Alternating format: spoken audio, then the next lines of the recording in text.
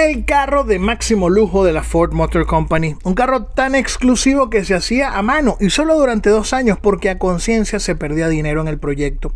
Un automóvil tan exclusivo que se le crea su propia marca, un carro tan lujoso y bien equipado que la lista de accesorios se reducía a un solo elemento. Y no menos importante, este era el carro del maestro Villo Frometa. Me refiero al Continental MK2 o Continental Mark II.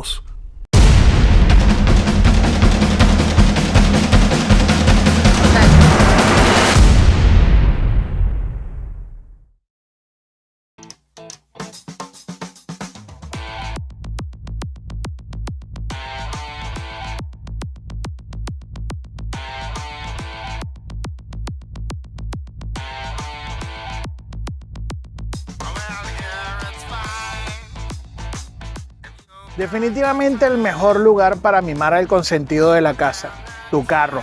Mafra, Cosmetics for your car. En 1948, la Ford Motor Company, a través de su división Lincoln, vende hasta ese año un automóvil exclusivo, el Lincoln Continental, un carro diseñado por Bob Gregory y concebido por Edsel Ford. La idea inicial era que el Continental fuese un carro, un único ejemplar hecho para Edsel Ford para que lo utilizara en su casa de veraneo. Sin embargo, a Edsel Ford le agradó tanto y le atrajo tanto que decidió que se fabricara en producción limitada. Al final, solo 5.322 de estos carros se harían entre 1940 y 1948. Para inicios de los 50, solo quedaban Packard y Cadillac como los grandes fabricantes de carros de máximo lujo. Sin el Lincoln Continental, Ford se quedaba sin una propuesta con la cual competir. Los concesionarios empiezan entonces a pedir a gritos algún automóvil medianamente parecido al Continental. Esa necesidad es más que suficiente para iniciar un pequeño pero hermoso proyecto que terminaría siendo lo que hoy conocemos como el Continental Mark II. El trabajo comienza el 20 de agosto de 1952 con una investigación que determinaría si existe o no mercado para una línea súper exclusiva de automóviles hecho por la Ford. Luego de determinar que sí hay un mercado, se designa como jefe de proyecto a William Clay Ford, un joven de 26 años, hijo de Edsel Ford, que para ese entonces era gerente de operaciones de la oficina de productos especiales de la Ford Motor Company. El objetivo era hacer un carro que estuviese a la par o preferiblemente que superara a Packard y Cadillac. Se sabía que era posible que Ford perdiera dinero con el proyecto, pero a cambio se podía obtener prestigio y mucha publicidad. Con esto en mente, Ford convoca a un concurso de diseñadores tanto de la marca como externos. La idea es que la propuesta ganadora sea la utilizada en la creación de este automóvil. El 5 de mayo de 1953 se presentan todas las propuestas y la que más atrajo fue la de un automóvil de 2 puertas con líneas muy limpias y sutiles pero elegantes al mismo tiempo.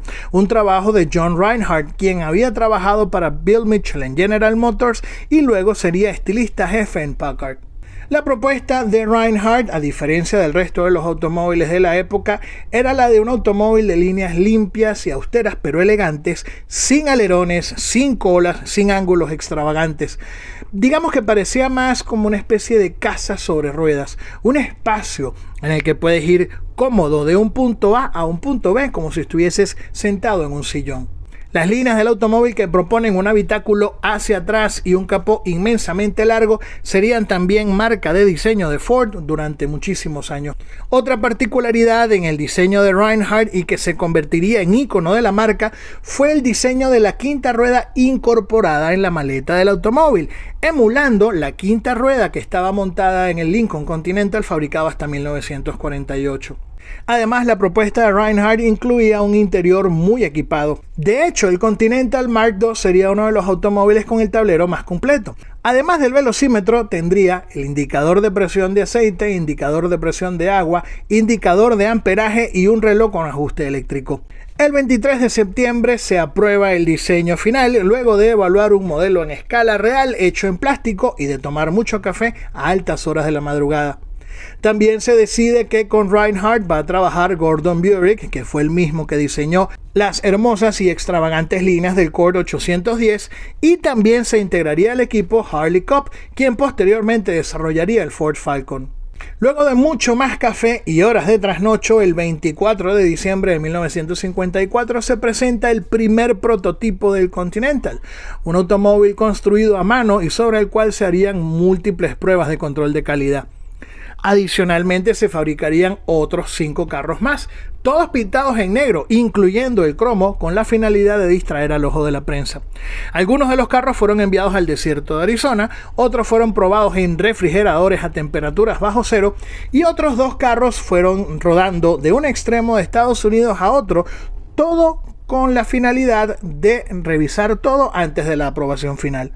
El aspecto estético del automóvil fue tan bien cuidado que incluso se fotografiaba el carro desde distintos ángulos, con distintos tonos de luz y en diferentes ambientes. Todo para estar seguros de que de cualquier forma y desde donde sea, el automóvil era hermoso.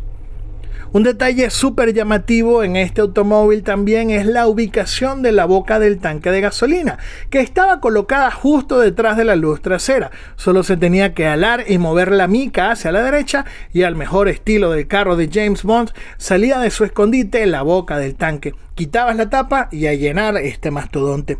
Eso sí, hay que ser sincero, este hábito de esconder la boca del tanque de gasolina la había comenzado Cadillac a inicios de los 40. Ya con el prototipo final aprobado, faltaba entonces escoger el nombre. Y aquí la cosa se pone interesante, porque uno ha visto a expertos, se ha visto en publicaciones y en videos, a gente decir Lincoln Continental Mark II.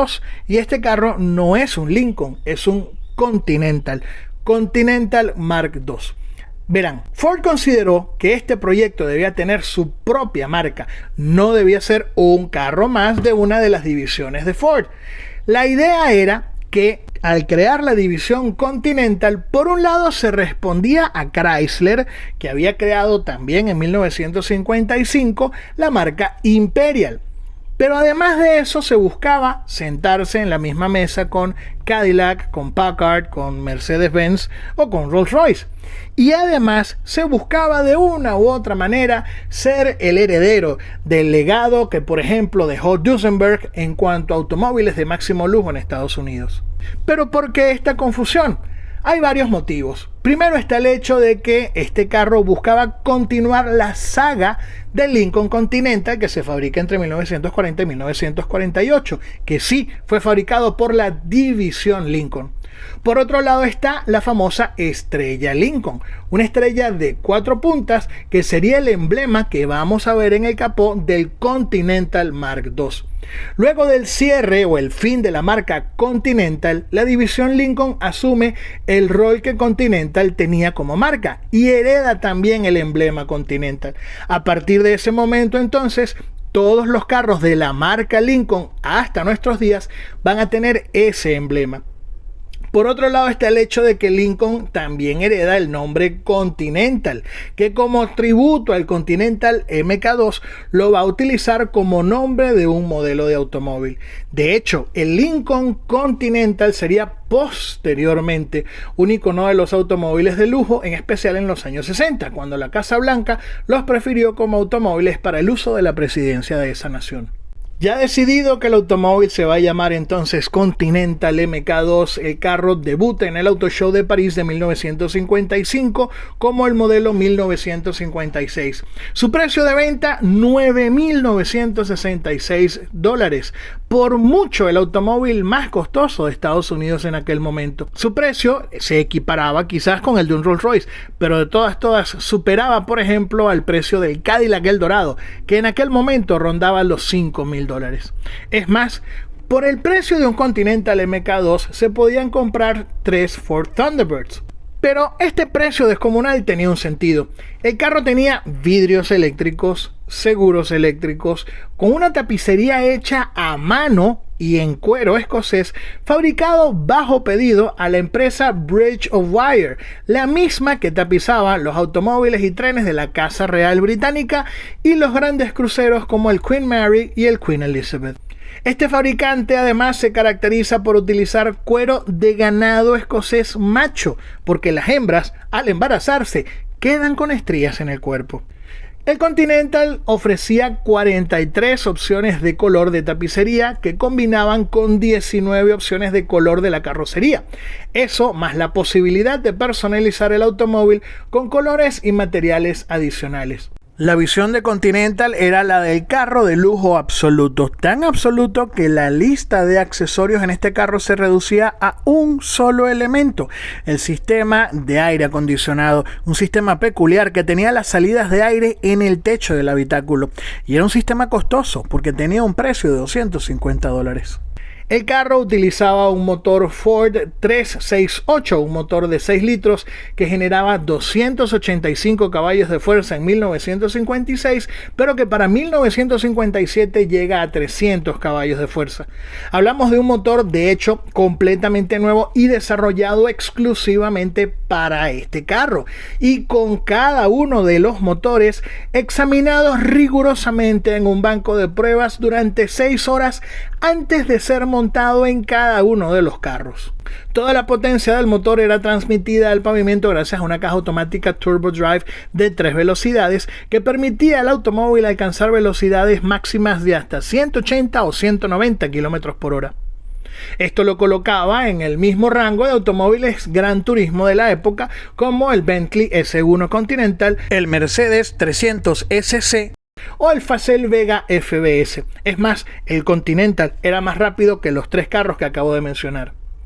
Después del Chrysler 300 de 1955, el Continental es considerado el segundo automóvil Gran Turismo fabricado en Estados Unidos. Lamentablemente, eso sí, la conducción de este carro no es en lo absoluto de un Gran Turismo. A pesar de que tiene dirección asistida, el automóvil es muy pesado, por lo que alcanzar los 190 km por hora quizás es fácil lograrlo, pero no es fácil controlarlo. La razón de esto tiene mucho que ver con la geografía estadounidense, un país de vastas extensiones con un sistema de carreteras y autopistas amplio con interminables rectas. Eso quizás incita al hecho de que uno quiera sacarle el máximo performance al automóvil. Sin embargo, repito, por lo difícil de controlar este automóvil, es poco probable ver a un Continental MK2 agarrando una curva a 160 km por hora. Hay que tener algo claro: si el conductor no tiene esas necesidades, las cualidades que caracterizan al automóvil no van a apuntar sino a lo que el conductor necesita, y ese es un mantra en Detroit. El Continental se vendió muy bien y encajó perfectamente en el jet set de la época. Entre algunos famosos dueños de este automóvil está, por ejemplo, Elvis Presley, Frank Sinatra, el Shah de Persia, el general Dwight D. Eisenhower, la princesa Grace de Mónaco, Grace Kelly, Walt Disney, Clark Gable, Howard Hughes, Elizabeth Taylor y Nelson Rockefeller, entre otros. A Venezuela llegaron algunos ejemplares de la mano de Central Motors, uno de los pocos concesionarios autorizados de Lincoln en el país. Lamentablemente, al no haber registros confiables, es difícil saber cuántos llegaron y cuántos sobreviven hoy en día en nuestro país. Pero el Continental MK2 más famoso de Venezuela es el del maestro Billo Frometa, uno color blanco que compró el maestro en los años 60 de segunda mano y que conservó hasta su muerte en 1988. Esto le dio tanta notoriedad que incluso su antagonista, el maestro Renato Capriles de la banda Los Melódicos, decía en una de sus canciones: ahora Billo se compró un Continental. El carro luego sería heredado por el hijo y este lo vende para comprarse una camioneta Land Cruiser. Eventualmente el carro terminó en manos de un coleccionista en Colombia. Pero volviendo a la historia de nuestro automóvil, el proyecto Continental Division de la Ford Motor Company duraría solo 2 años, entre 1955 y 1957, lamentablemente. Esto se debió a que, al buscar la forma de optimizar la producción de un automóvil que además era hecho a mano, cuando se crea el Continental Mark III de 1958, se termina utilizando muchos componentes y tecnología Lincoln, con lo cual pues estamos hablando de un automóvil que tenía marca Continental, pero mucho de Lincoln, así que ya simple y llanamente se perdía el sentido de que se mantuviera económicamente una marca que utilizaba piezas y partes de otra. Adicionalmente, y a pesar de lo costoso del carro, Ford perdía $1,000 por cada carro, algo inaceptable para la compañía por mucho prestigio y publicidad que Ford ganara.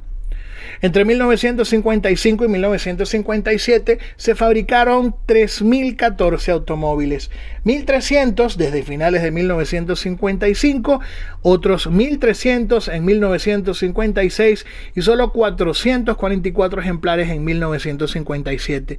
De ellos, 3 solamente eran convertibles, incluyendo ejemplares de preproducción y prototipos. En la actualidad, cerca de la mitad de esa producción total existe, y eso hace que el Continental sea una pieza obligatoria en toda colección de automóviles. Como decía una publicidad de la época, el Continental es un automóvil que ejemplifica la mejor expresión de la artesanía automotriz estadounidense. Honestamente, a veces pienso que la publicidad en Estados Unidos es un tanto exagerada, pero en esta ocasión estoy completamente de acuerdo con ellos.